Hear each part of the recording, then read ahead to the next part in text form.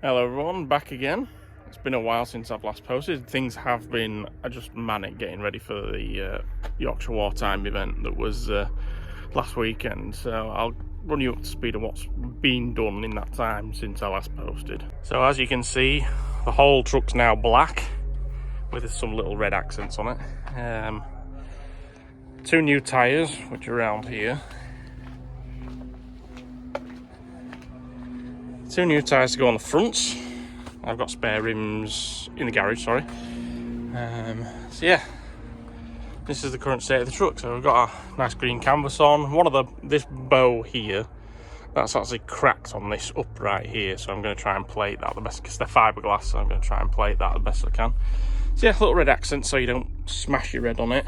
I'm seeing pictures of gun trucks with red fuel tank straps. Granted, they're the 5-tonners, but it just breaks it up a little bit. This I quite enjoyed.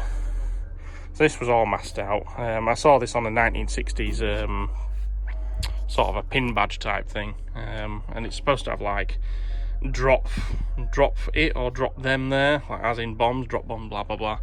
I'm not sure if I'll put them on, but that's just a nice little feature. I've done some stenciling, the check batteries, the drain air tanks, unit markings. I painted you got to have red hooks, haven't you?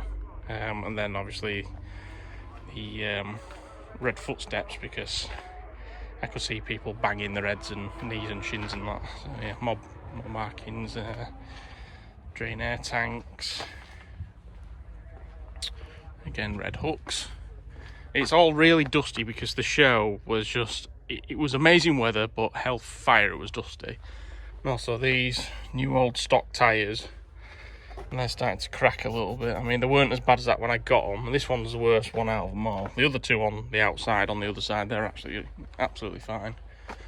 Oh yeah, gotta have a red pintle hook, and then magnetic number plates. Get that off. Yeah, look at the difference in that. Yeah, so it was a really dusty show, but it was a bloody good one nonetheless. So as you can see, a lot's been done on the truck. I've even painted inside the bed. Granted, it's still rusted through, and it's not in the best of shape, but it was just to get it through the show, give it a bit more of a lifespan. One thing did happen when I was setting off last Friday night. I lost all right-hand indicators, so I'm going to investigate that today. I can turn left, but I can't turn right. And also this window, as I was winding it down,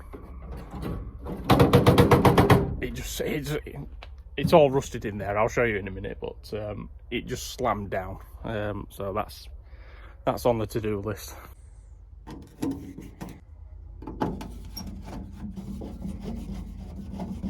So here's inside the door, and you see that bit, and this bit here, they're all supposed to be one piece. And that's, you wind this up, you wind the handle, but obviously it won't, and then this lifts your glass up. I mean, I might be able to, so it's free moving.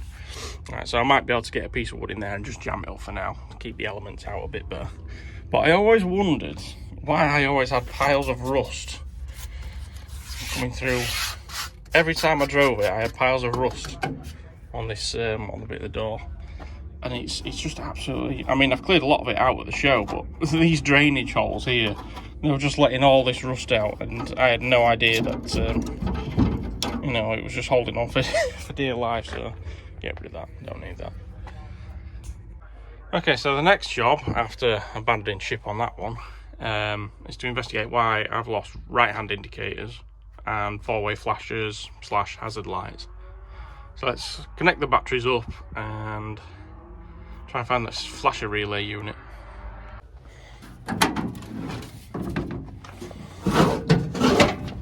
So if you've got one of these, you'll know you've got to have not all headlights on, but you've got to have power to the lights on to have indicators. So there's left hand, and left hand down, flashy. Go to right. So when I used to shift to right, it used to flash a a few times like that, it's going to last forever now, isn't it? And then it used to go solid. She's still going. So it's just, it's mocking me.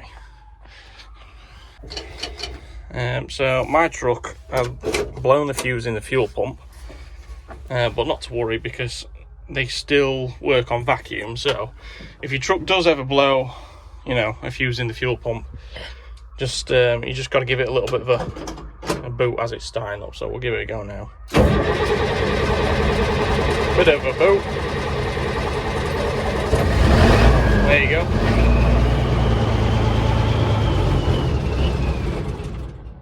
Yeah, there we go. That's what it used to do. You see how it's sort of dimming on and off. Right. Right, so this is the flasher unit that these trucks use for the indicators, I believe. So I don't know where they are on these. Oh, it's down there. Look, there it is. I never really looked from this view because I'm either stood at the side of it there or side of it there. So, okay, so that's the flasher unit off there, and lo and behold, both bolts start clean off. Like I said, I have no idea if this top unit's any good, but we can only try them, can't we? So I'm going to try and get this really manky looking connector off. There's a little bit moving in there, so it might come off. Right, unfortunately, I've had to get the old Harry the Hacksaw out to get this collar off. Where is it? So that obviously plugs in there. Did my best to try and just loosen it off with a bit of WD, but it's all alley. And once alley corrodes, and that's cast iron. I snapped these little winglets off here. Yeah, I had my vice grips on trying to get some leverage on both sides, and then that just pinged off both ends. So that's, the unit itself might be all right, but I'll try that one now. Okay, so there's the new flasher unit. Just prop that in there for now. It's pretty tight anyway, so it shouldn't really loosen itself up. I can always tape it if needs be. New nuts and bolts, cleaned up the terminals.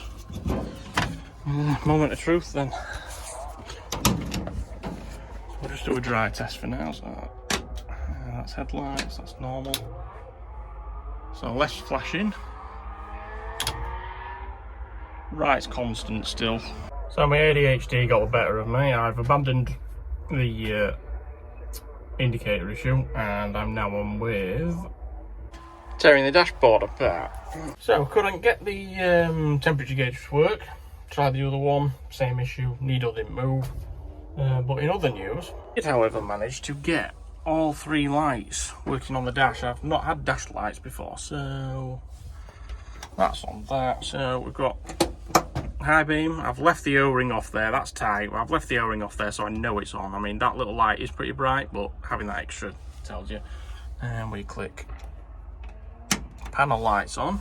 So that little light tells me that panel lights are on. They got a bit of a glow there. We'll put it on bright. There we go, you see a bit better. These are on there, and that's on in there too. So these just unscrew. There you go, and just a little plastic red lens on there. We still don't have indicators, and I've lost left now for some strange reason, and then we definitely don't have any hazards.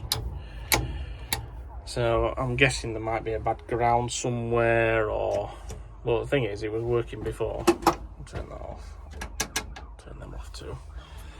So that's the dashboard cleaned up a little bit. I've got rid of all these auxiliary switches and that. I've re-grounded the horn just up to here just to tidy it up a little bit more. Good haul of bits out. So there's random cables for opening and closing flaps. There's brackets. There's switches. There's that nasty air ducting that goes from that elbow to that box. It's horrible. So that's it from me.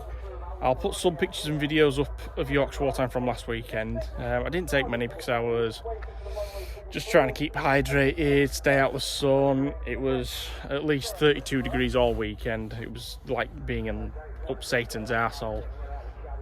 I also got a flat tyre on the other side. It was completely flat, no air in it whatsoever, but to look at, it was absolutely fine. So it's at 33 at the moment. They're supposed to be between 45 and 50. So the inner tube might have been nipped, or the valve stem might be corroded. But to sort out another day. At the moment, it's okay to drive down the road. So yeah, enjoy these pictures and videos from Yorkshire Wartime, and I'll see you in the next one.